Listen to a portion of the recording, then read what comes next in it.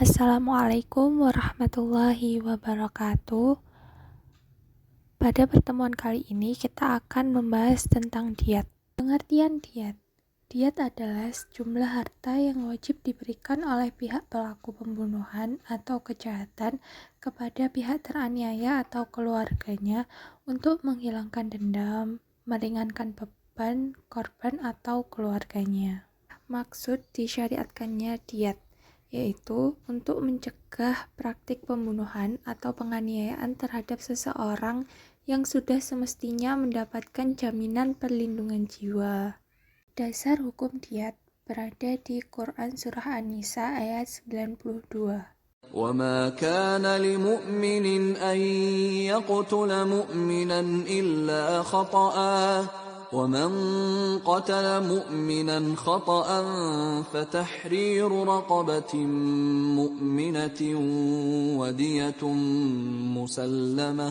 وَدِيَةٌ مُسَلَّمَةٌ إِلَى أَهْلِهِ إِلَّا أَن يَصَّدَّقُوا فَإِن كَانَ مِن قَوْمٍ عَدُوٍّ لَّكُمْ وَهُوَ مُؤْمِنٌ فَتَحْرِيرُ رَقَبَةٍ مُّؤْمِنَةٍ وَإِن كَانَ مِن قَوْمٍ بَيْنَكُمْ وَبَيْنَهُم مِّيثَاقٌ فَدِيَةٌ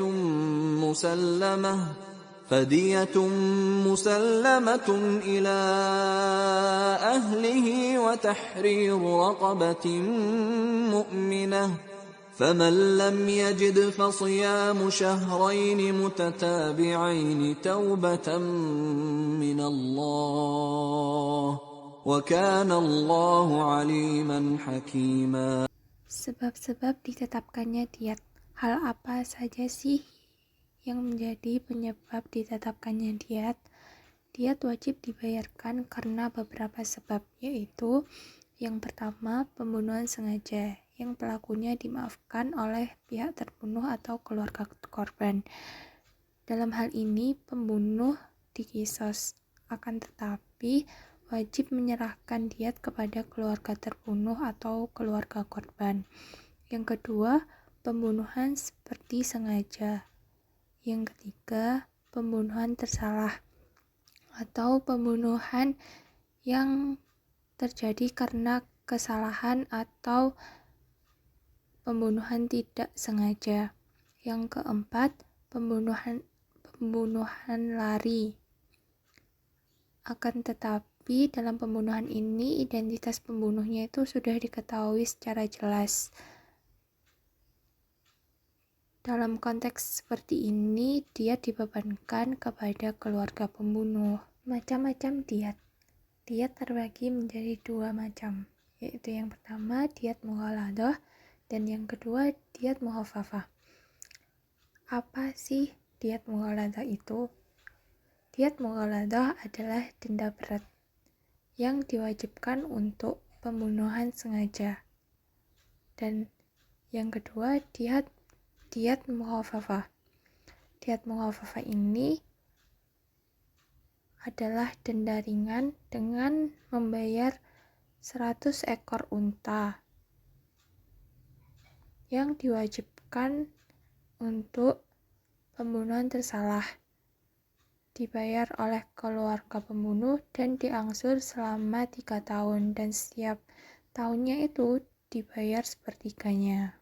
Diat karena kejahatan melukai atau memotong anggota badan. Yang pertama, wajib membayar satu diat penuh berupa 100 ekor unta jika seseorang menghilangkan anggota badan tunggal seperti lidah, hidung, atau yang lainnya, atau sepasang anggota badan, yaitu sepasang mata, sepasang telinga, sepasang tangan, atau yang lain-lain. Yang kedua, wajib membayar setengah diat, yaitu 50 ekor unta, apabila seseorang memotong salah satu anggota badan yang berpasangan, misalnya satu tangan, satu kaki, satu mata, satu telinga, atau lain sebagainya. Yang ketiga, wajib membayar sepertiga diat, jika melukai anggota badan sampai organ dalamnya. Semisal melukai kepala sampai otak. Kemudian yang keempat, wajib membayar 15 ekor unta apabila seseorang melukai orang lain hingga menyebabkan kulit yang ada di atas tulang itu terkelupas. Yang kelima, wajib membayar 10 ekor unta bagi seseorang yang melukai orang lain hingga mengakibatkan jari-jari tangannya maupun jari-jari kakinya itu terputus. Setiap jari yang terputus itu 10 ekor unta. Dan yang terakhir, wajib membayar 5 ekor unta bagi seseorang yang melukai orang lain sampai menyebabkan giginya patah atau lepas. Setiap gigi yang patah atau lepas itu wajib membayar 5 ekor unta. Hikmah diat. Yang pertama, sifat pemaaf kepada orang lain karena sesuatu hal yang sudah terjadi. Yang kedua, manusia dapat berhati-hati dalam bertindak. Yang ketiga, menjunjung tinggi terhadap perlindungan jiwa dan raga. Baik anak-anak, mas-mas, mbak-mbak masih semangat ya. Yang selanjutnya kita akan membahas tentang kafaroh. Apa sih yang dimaksud dengan kafaroh itu? Pengertian kafaroh. Kafaroh adalah tebusan atau denda yang wajib dibayar oleh seseorang karena telah melakukan perbuatan yang dilarang oleh Allah Subhanahu wa Ta'ala. Ada berapa sih macam-macam kafaroh itu? Yang pertama yaitu kafaroh pembunuhan. Nah, agama Islam itu sangat melindungi jiwa seseorang.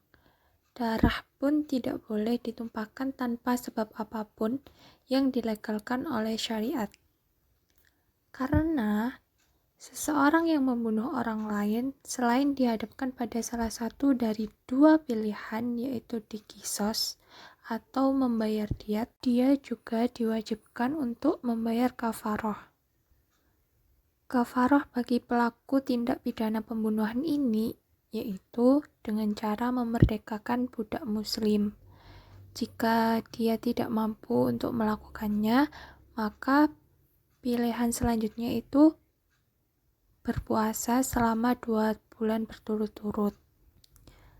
Yang kedua ada kafaroh zihar. Sebelum membahas tentang kafaroh zihar itu apa sih? Zihar itu adalah perkataan seorang suami kepada istrinya. Kau bagiku seperti punggung ibuku. Kamu untukku haram untuk dinikahi. Nah, pernyataan seperti itu pada zaman jahiliyah itu dianggap sebagai talak. Namun, setelah adanya syariat Islam itu, ketetapan hukum zihar yang berlaku di kalangan masyarakat jahiliyah itu dibatalkan. Jadi, syariat Islam itu menegaskan bahwasannya zihar itu bukanlah talak, dan pelaku zihar itu wajib menunaikan kafaroh zihar sebelum ia melakukan hubungan biologis dengan istrinya. Kafaroh seorang suami yang menzihar istrinya adalah dengan cara memerdekakan hamba saya. Jika dia tidak mampu melakukannya, maka dia harus memilih di pilihan keduanya, yaitu dengan cara berpuasa selama 2 bulan berturut-turut.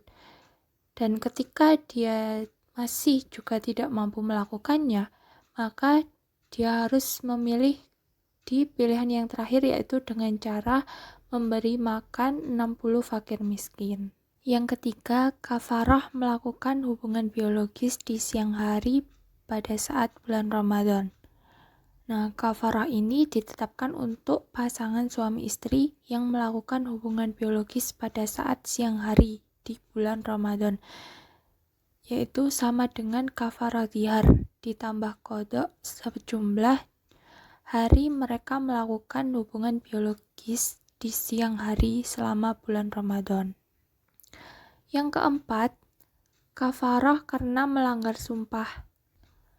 Kafaroh bagi seseorang yang bersumpah atas nama Allah lalu ia melanggarnya, yaitu dengan memberikan makan 10 fakir miskin, atau memberi pakaian kepada mereka, atau juga memerdekakan budak.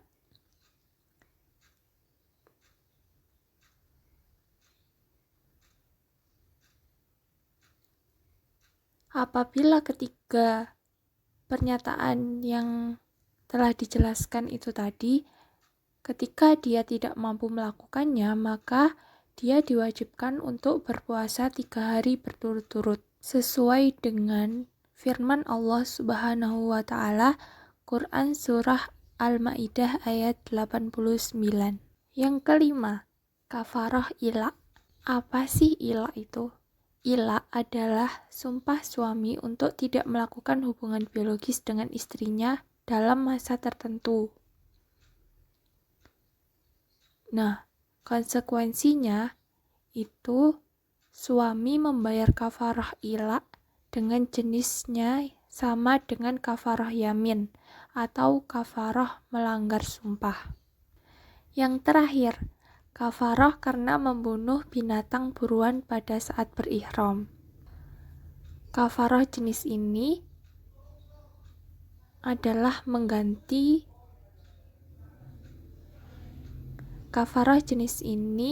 adalah dengan cara mengganti dengan binatang ternak yang seimbang, atau memberi makan orang miskin, ataupun juga dengan berpuasa. Aturan kafarah ini telah dijelaskan oleh Allah dalam Quran Surah Al-Ma'idah ayat 95.